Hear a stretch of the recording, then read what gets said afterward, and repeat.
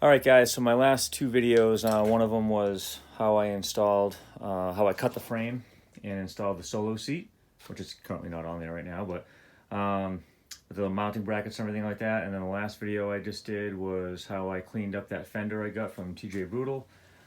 Came out pretty nice. This video, I'm going to talk about how I plan on mounting that Fender. This is pretty much where I want it to sit. I think it looks pretty good right there. So first of all, when you buy the Fender from TJ Brutal, it comes with the Fender and it comes with all this mounting hardware. Basically how it mounts, and full disclosure on this, I actually haven't even opened this package yet. I haven't even tested anything. I've just done a couple of peeks of pictures online and a couple of videos. But basically what it does is you take the bolt out of your rear shock, which that's the back of the rear shock right there, and you replace it with this rear bolt, and you also attach these big metal brackets. So the Fender essentially attaches to the rear swing arm, so it moves with the tire, instead of the tire on the original setup on the motorcycle. A Fender comes way up here, right? So the tire has room to move up into the Fender. Well, that leaves a lot of space, which you need.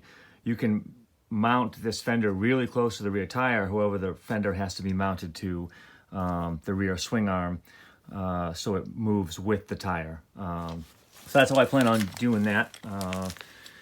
So let's get started.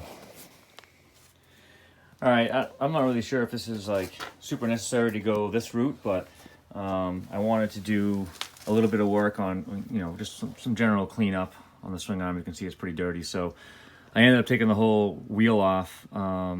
Plus, it's also going to allow you to get access to your rear shock bolt a lot easier, because now you can come in, there's no tire in the way here. So that's what I ended up doing. You could probably finagle your way in there without taking the tire off, but I was looking for an excuse to take it off anyway, like I said, so I can do a little bit of cleanup here. Everything's pretty gross and dirty, so I went ahead, took that off, and I've already taken off, it's just a bolt with a nut on the other side. The nuts on this side, the bolts on this side, so I've already loosened that up, so let me just take that out.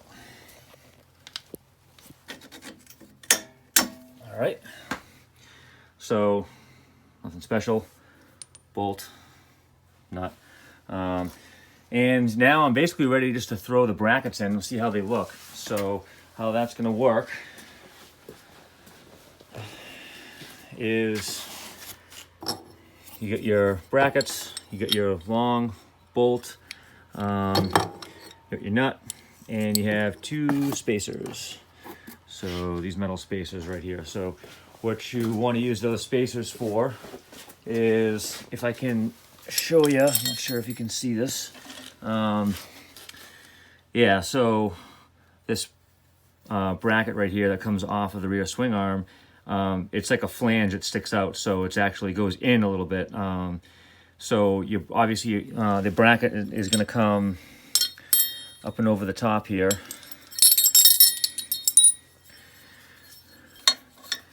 And it's not going to be able to get in tight. So what you're going to do is you're going to put your bolt through your bracket, and you're going to have to put that spacer on, and that spacer will allow, this is going to go in where the flange sticks out.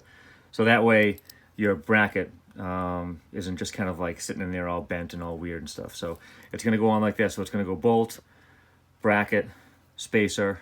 This is going to go through the whole shock assembly, and then on the other side it's going to be basically reverse. It's going to be spacer first, bracket, and then your lock nut on the other side. So I'm going to go ahead and install that and see what that looks like.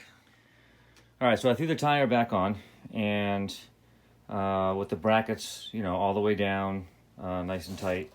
And I'm noticing that when I put the Fender on the wheel, and I literally just rest it on the wheel as tight as it'll go, that when I go to lift it off the wheel, there's not a ton of space. Don't forget that you need to put in the two little like leather washers that go in between, and then so that's going to make your fender stick off the brackets just a little bit.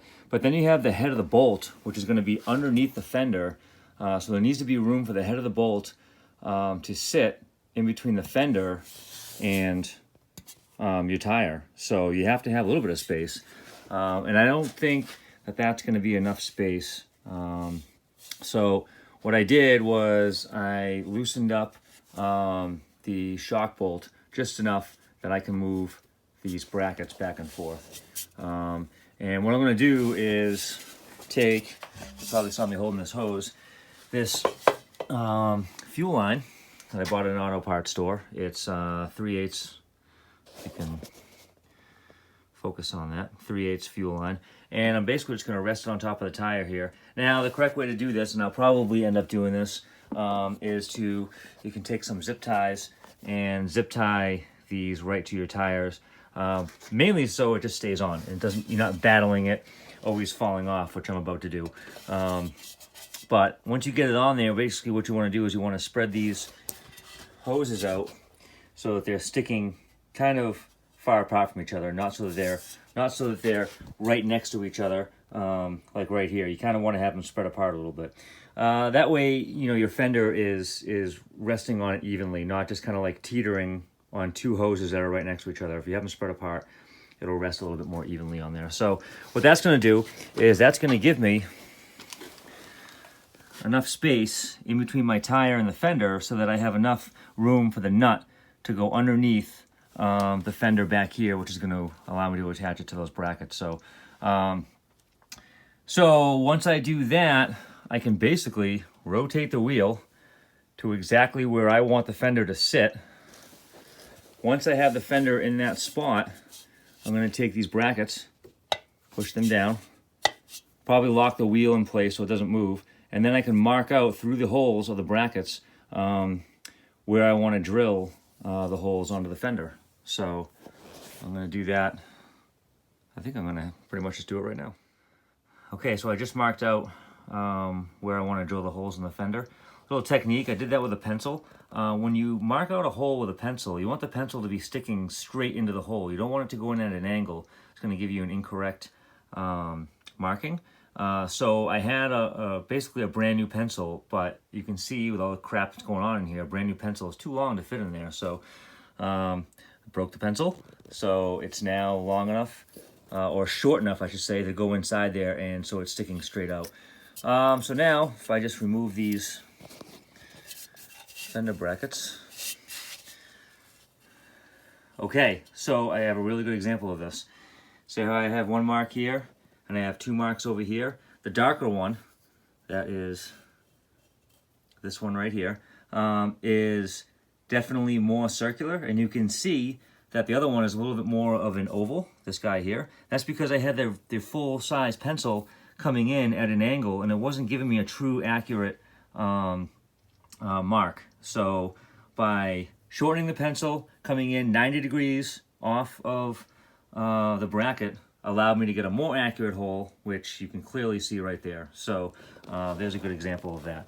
So don't trust that you're doing it correctly, or you're coming in at an angle and that's going to be good enough.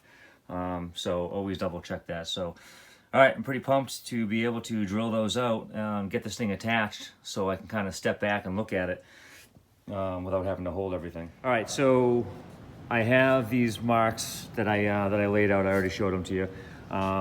You have to center punch them, and you got to be, pretty accurate so that the drill bit doesn't wander on you. It's a little tough to just set it on the bench and center punch it. So I have some help here with Mr. Thomas, and I have this anvil that sticks up, and it's a round top, so it kind of fits perfectly for my round fender. So he's going to hold it in place while I center punch it. So I'm going to go ahead and do that. All right, now that I have those center punched, I am going to drill them out with a 3/8 drill bit, because that's the size of the bolts that I'm going to use to attach the fender to the frame.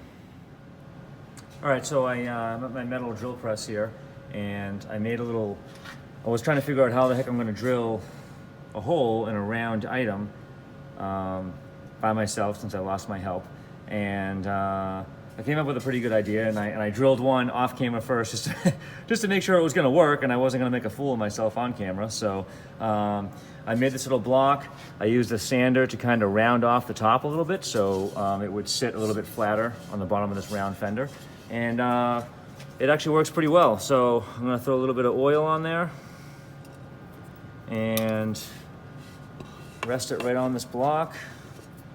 And as long as you just have a firm grip, go down slow, line yourself up with that center punch, and that's it, drill it out.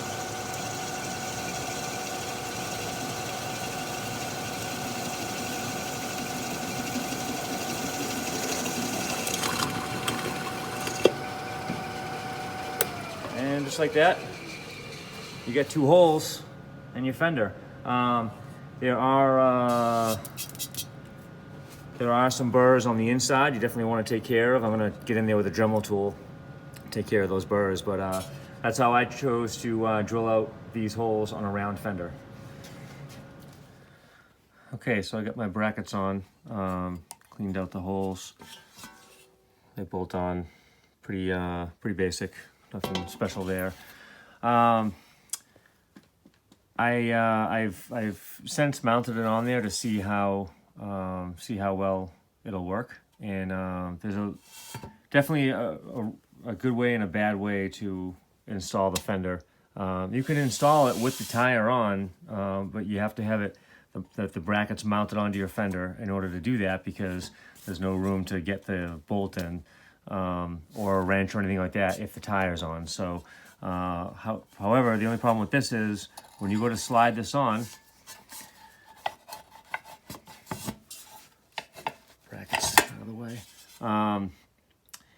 you basically, there's just enough room to slide this on. However, that means just ever so slightly scraping your fender against the frame right here. So it's not like a huge deal. If you're just kind of doing it right now where everything's primed and you need to take things out and you don't want to take your rear tire off. But I think when it's like, I'm putting it on for the last time, this is nice and painted up, I think I'm gonna take the rear tire off, mount the brackets on, and then mount the fender on afterwards, so I don't scrape any paint off or anything like that. So just a little tip on that. Okay, once I had the fender on, no matter how tight I tightened it, there is play where this will pivot on the bolt. It'll pivot up and down, just like this. So I had that thing so tight, it was almost impossible to get it off. So there's basically 2 ways that you can fix this. You can mount some struts that basically mount from your frame. You have to drill more holes, and there's little struts that supports the fender from dropping down any further, because you don't want it to drop down, because you don't want it to rub against your tire, and you don't want the bolt heads to rub against your tire as well. So so you can add support struts on either side, or you can do what I'm about to do, because I don't like the look of the struts, which is, you can see I have 2 lines right here. Basically going to drill out a hole here, and I'm going to mount on 2 pieces of aluminum that stick out like 3/16 of an inch on either side. And basically what that means is it won't allow the fender to pivot down, because it's going to, the supports will hit the frame of the motorcycle, and then that's it. It can't go down any further. So I've measured it out. If I have these things stick out about 3/16 of an inch, those little pieces of aluminum that I'm going to put on there will hit the frame down here, and this can no longer drop down any further. You can go up if it needs to, but I mean, it doesn't really matter if it can only go up so far anyway, because the brackets, they only allow so much movement. But they do, without doing any sort of strut support or whatever, the vibration of you running the motorcycle and driving it, it's gonna drop that down. So just be aware of that. Okay, so I got those little tabs installed. I got the shock mount tightened up pretty well, and you can still see that the fender still wants to move. I could probably tighten it up a little bit more, but it won't go down any lower than this. Of course, if I adjust those tabs, which I still might do just to get the tire, just to get the fender a little bit closer than this, that way I can get this gap a little smaller. But the idea is there, because look, it's not going down anymore. All right, so what I did was I basically drilled out a hole in the bracket, made these little aluminum blocks. I did make the hole in the blocks elongated so that I can adjust them in and out, but it's not enough because they're, you know, they're hitting, so you can see where it comes up and it comes down, and it's not, I'm not allowing it to go, you know, any lower than this. But the idea is there, so I'm going to mess a little bit more, but that's it. That's how I installed the Fender from TJ Brutal, and how I was able to do it without putting Fender struts on there. So now I can just have a Fender with no struts sticking up, so it just looks a little cleaner. But that's it.